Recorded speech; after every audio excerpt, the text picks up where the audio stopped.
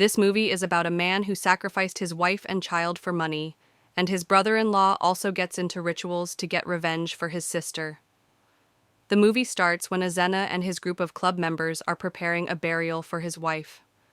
Azenna directs the cars to get into the compound. Suddenly, some men are seen with guns attacking them: Dan, his brother-in-law, and James, Dan's friend, and some other members of his gang.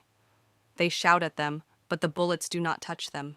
They even wipe their clothes as if something is on them. The Grand Master then raises his hand and waves at them. Suddenly, a light appears, and they become powerless, lowering their guns. Azenna then orders their guns to be taken away from them. Let's go back to a few days earlier, before the death of Azenna's wife, Mercy. They are both sitting in the sitting room. Azenna comes to check on his wife, who in a few days' time will be giving birth. She tells him that she has been having dreams of a person killing her, wearing the same ring her husband Azenna is wearing. Azenna tells her that it's just a dream and she is pregnant, so the hormones might be giving her that kind of fear. She tells him, though, the dream has been the same whenever she closes her eyes. Azenna dismisses her, telling her that he can never kill her. They have been through a lot together. Dan was sitting with his gang members when one of them comes running, warning them that the police are coming after them. They run for their dear lives. Dan and James are able to run and not be caught. James tells him that they need to get money. They are broke, and lately the police have been after them. James tells him to talk to his brother-in-law Azenna to give him money. Later, James goes to Dan's house and finds his sister Mercy sitting, worried. Dan asks what's wrong with her, and she tells him about the dream she has been having, where someone wearing the same ring as her husband kills her, even though she never sees the face of the person. Dan tells her not to worry, it's just a dream, then goes ahead to talk to Azenna. Azenna tells Dan not to worry about the dream his wife has been having. Dan then asks for money, and Azenna gives him the amount he asked for. Dan goes and shares the money with James, his friend, and tells him about the dream his sister has been having. James tells him that he thinks Azenna is a ritualist. How did he become rich out of nowhere? Dan also wonders the same way. He was the one providing for them their basic needs some few months ago, and now he is one of the richest men in the country. Dan remembers how Mercy, his sister, was selling in the market at the same time pregnant. Azenna had a tuk-tuk that kept on breaking down every single time, taking his money. Whenever he tried to save money, he found himself using it to fix the tuk-tuk. Dan gave him money to fix the tuk-tuk and provide for his family. He even bought baby clothes for them for the baby on the way. Dan remembers all these and tells James that he knows Azenna loves his sister and will never harm her. James tells him that he knows a place where the ritual takes place and he will take him. Azenna goes to a meeting in a hotel, and at the same time, Dan and James follow him. In the meeting, Azenna is told by the Grand Master to offer another sacrifice. The Grand Lord of Riches requires another sacrifice, and it needs to be his wife. Azenna asks for more time so that his wife can enjoy the riches. They have been through thick and thin together. But he is told that the Grand Lord of Riches gave him riches immediately when he needed it, so he will not wait any longer. The Grand Master tells him that he has 60 hours to sacrifice her, or he will be the one whose life will be taken. He steps outside, stressed with what to do. At the same time, Dan and James were at the same hotel but were not allowed to enter the room they were in. 1 year earlier, when Azenna was still poor, his wife Mercy had made food for him. The food was not enough for both of them, so she left it for her husband. Azenna thanked God for giving him a loving wife who understood everything they were going through. Sometimes Azenna wondered why God was punishing him. Everything he tried to get rich did not work out, but when his friends tried the same thing, it worked out for them. He would really like to give Mercy the good life she deserved. Mercy had gone to see her sister-in-law, Stella. On her way back home, she started to experience pain in her stomach. The pain was tough, and even blood started to come out between her legs. She was taken to the hospital. When Azenna came, he was told that his wife's condition was very difficult, and she might lose the child if something is not done immediately. The doctor tells him that he has to make a payment of $40,000 so that they can start the treatment. Azenna does not have that kind of money. He calls his mother for help. Later, the doctor calls him again, telling him to go buy his wife some medicine. The medicine itself costs 70,000, making the total to be 110,000. Azenna is totally broke. When his mother, Azenna's mother, arrived, she told him to go talk to his uncle in the village to lend him the money. To save his wife, he goes to the village. He begs his uncle to help him with the money. The uncle tells him that he will give him the money only if he takes something for collateral. He tells Azenna that he will take his land as collateral.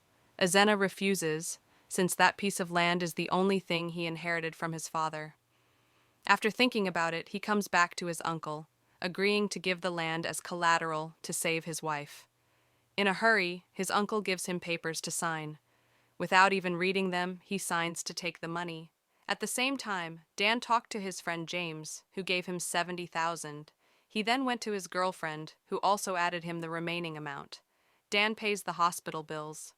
When Azenna went back to the hospital, he tells them what happened, how his uncle demanded the land for collateral. His mother tells him that Dan has already paid the hospital bill. Knowing his uncle's character, being a wicked man, she tells him to return the money and take back his land. When he went back to return the money, his uncle refused to take it back, telling him that the paper he had signed states that he sold the land to him at 110,000. Azenna is shocked because the deal was that he would return the money and collect his land back, but his uncle played him. Angrily, he chases his uncle with a machete, demanding his land back. He almost cuts him before the uncle calls the police on him. Azenna's mother went to his uncle that night, begging him to release her son from the police station. The man says that Azenna needs to learn his lesson. Besides, if he lets him go, he will attack him again. The following morning, the mothers in the village approached his uncle, begging him to release Azenna. He agrees, but on the condition that Azenna signs a restraining order. He had to sign it even though he did not like it. One day, while hustling, he met his friend, who introduced him to the Grand Master. He vouched for him to be part of the money rituals members. He even agreed to do everything needed to maintain the riches.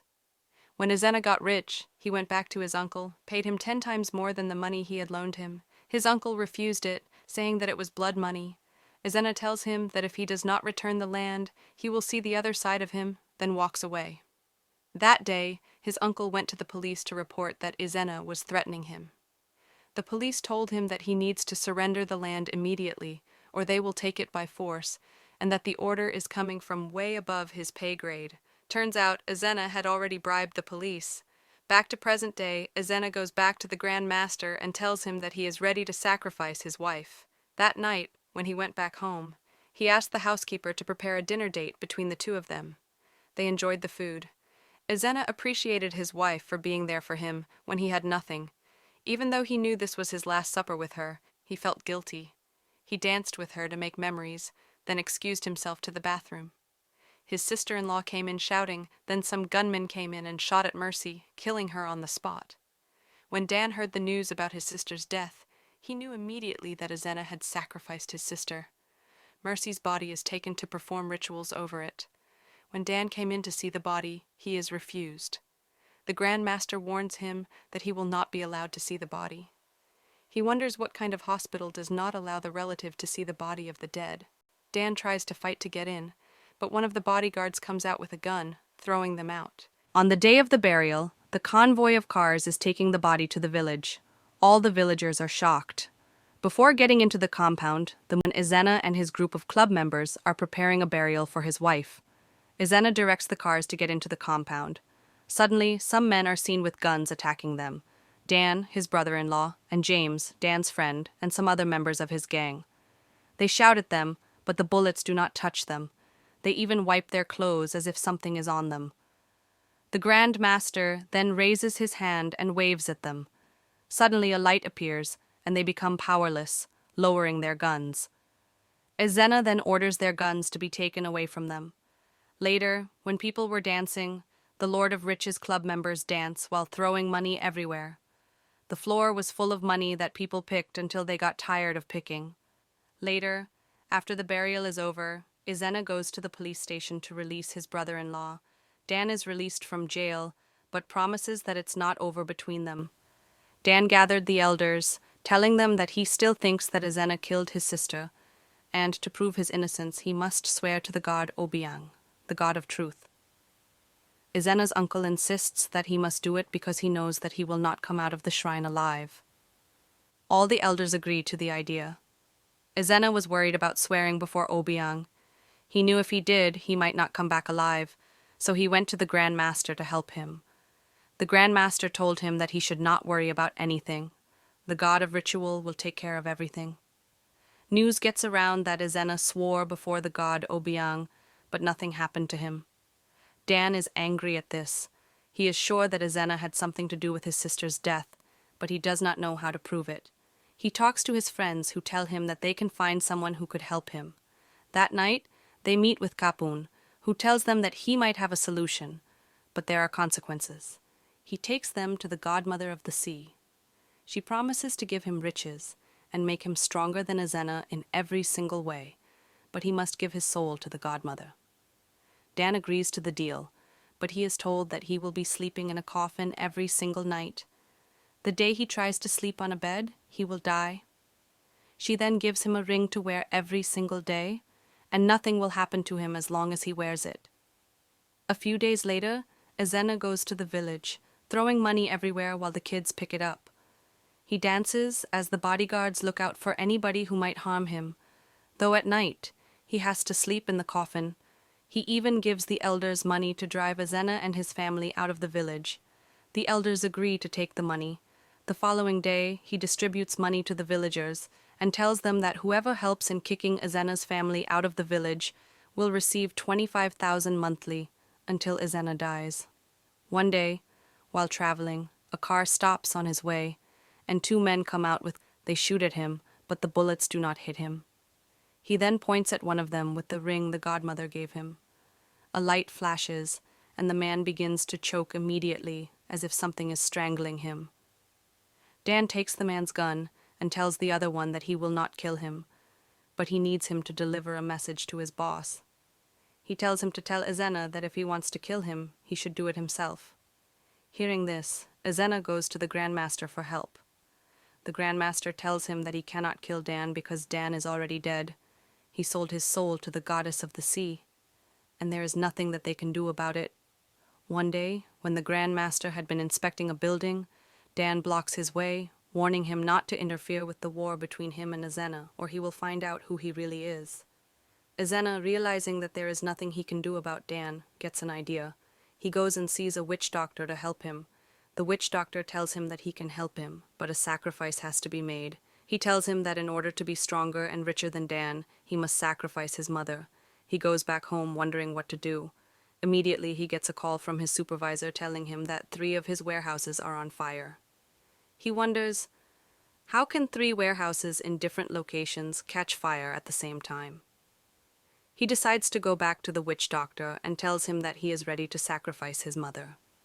He is told to take the eggs and call his mother's name 3 times before breaking them. That night, he follows the instructions given to him, but things backfire. Instead of his mother dying, he goes mad. Dan's sister was washing his clothes when she found Dan's ring in his trouser. She took it to his room when she heard Dan shouting. Turns out Dan had become blind. No one else was supposed to touch the ring, and so when his sister touched it, he became blind. Azenna's mother spent most of her time praying in the church so that the Lord could forgive his sins. At the same time, Dan was taken to a pastor. The pastor revealed that he had sold his soul to the devil, and they needed to pray to get it back.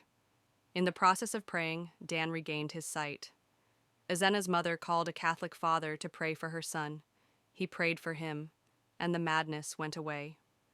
He then revealed that he had killed his wife to get rich. He asked for forgiveness after confessing his sins, and he was forgiven.